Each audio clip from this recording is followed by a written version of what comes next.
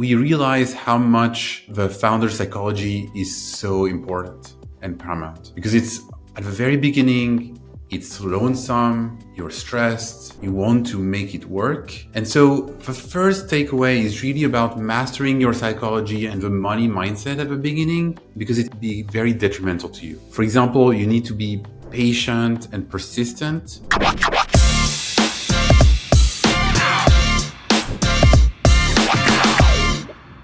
Hi everyone, today I wanted to share with you my 4 main takeaways of the 4 last episodes for those who haven't listened to all of them on YouTube or on your podcast feed. The first takeaway is actually around founder psychology, especially for for early founders and when you're pre-product market fit. It was very interesting to listen to the podcast of Gino, for example, with Evalart, but also the founder from ScrapingBee. And in both cases, we realize how much the founder psychology is so important and paramount, because it's at the very beginning, it's lonesome, you're stressed, you want to make it work. And so the first takeaway is really about mastering your psychology and the money mindset at the beginning, because it can be very detrimental to you. For example, you need to be patient and persistent. And that, for example, if you look at the Gino, the Evalart founder, where at the beginning he struggled to even find free users and making only 1 sale per month for an extended period.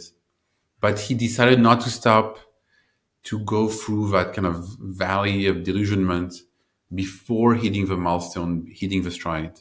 And that's true for many founders. Many founders, even very successful ones, at the very beginning, it's tough because you need to understand to get to where you're constantly asking yourself, am I right to continue, or should I just stop and move on? And it's very difficult. There is no generic answers to that question. Talking about the founder psychology, I want to highlight also my interview with the ScrapingBee founder, where there were 2 things that I thought were interesting, again, about this founder psychology. One is, if something works, it's very tempting to continue doing the things the way you were doing before and do everything by yourself. But even him, 3 years in, he was doing very monotonous but effective SEO work that led to his burnout. And so his entire lesson learned was that the first role to hire should have been support, to free up him and his co-founders' energy instead of just dealing with all these constant notifications. So hiring help on the things that stress you the most when it's working is actually the right thing to do, even though it might feel like a cost. And overall, and I think he says it very well, you need to be a smart spender, not a scrappy saver. Sometimes because you've struggled to get traction, you can be too defensive with money.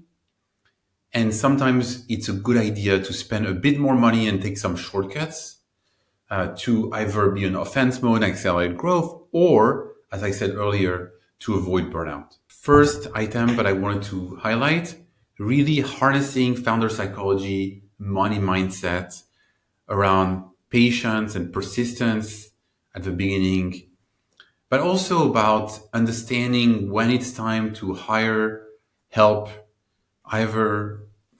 especially for the things that you dread the most, and that is constant. So in that case, support, for example.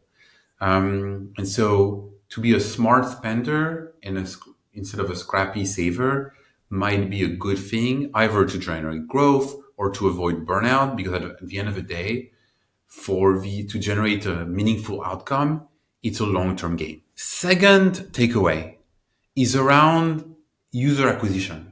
Obviously, this is the alpha and the omega of every indie founder and every business, actually.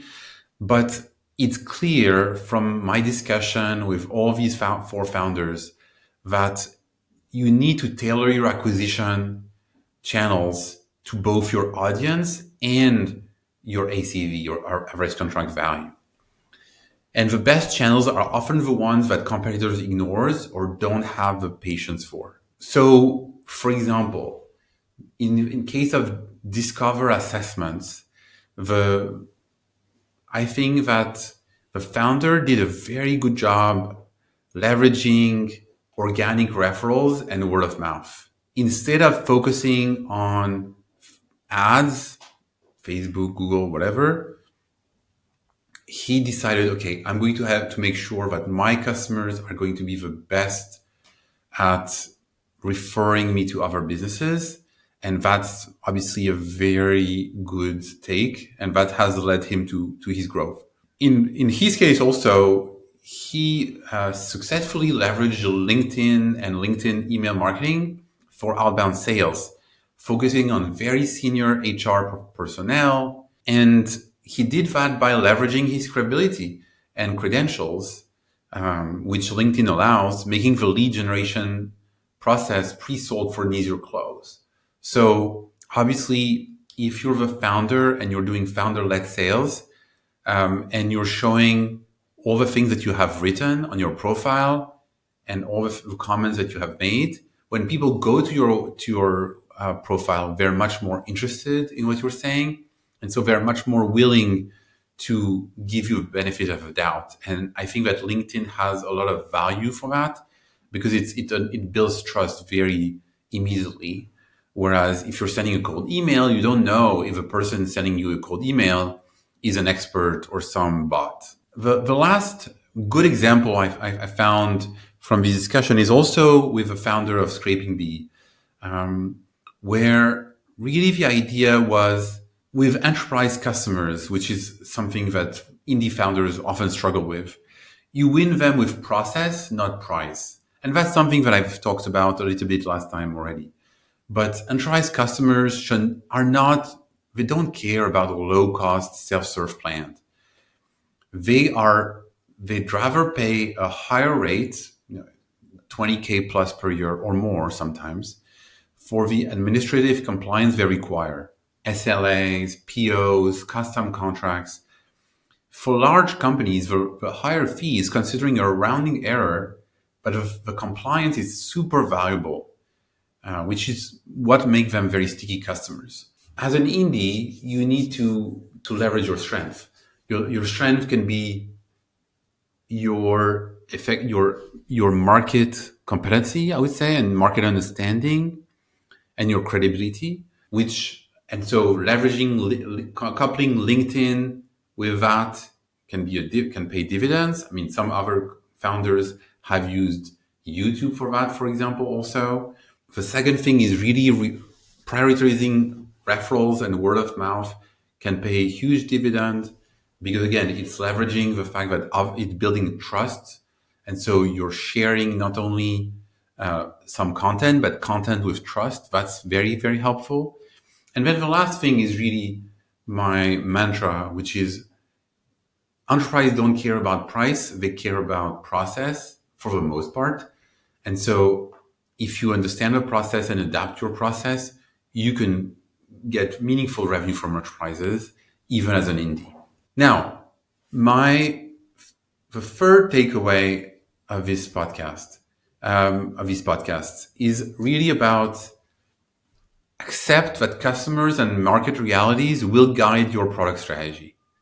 As founders, we oftentimes have idea of how the world should be, and it's true both as an indie founder and as a startup, like VC funded startup founder. But building a product based on customer needs and adapting to market signals are essential for finding the right path. And so for that, I want to cite 3 examples that I thought were particularly interesting. The first one is about what the Discover Assessments team and founder did, where the product grew organically by continuously listening to client requests, implementing features they asked for, etc., etc. And so product development should be client driven, which is a given, but I mean, it's hard to do well. The second thing is that on the flip side, an external shock can be your catalyst. I mean, we talked about Evalart and the psychology at the beginning of this podcast, and in his case, the COVID-19 pandemic was really an external shock that forced the market to adopt remote assessment solutions, which accelerated his growth because it was mature right at that point and ready for the sudden market need.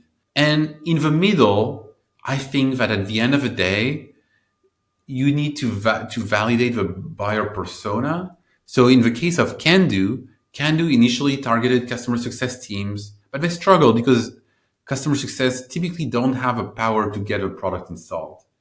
So instead, what they did is they pivoted by targeting product managers or growth teams who have the relationships and the clout internally with developers to implement the product. And that's how they hit it up. They hit their stride and they were able to grow. And so really thinking about, okay, who am I targeting, which team, and can they actually do it? Because some teams in enterprises, customer success, sometimes even HR, they are very important teams for the success of a business, but they don't really have a cloud to trigger change. And so you need other people that do have that to generate that change.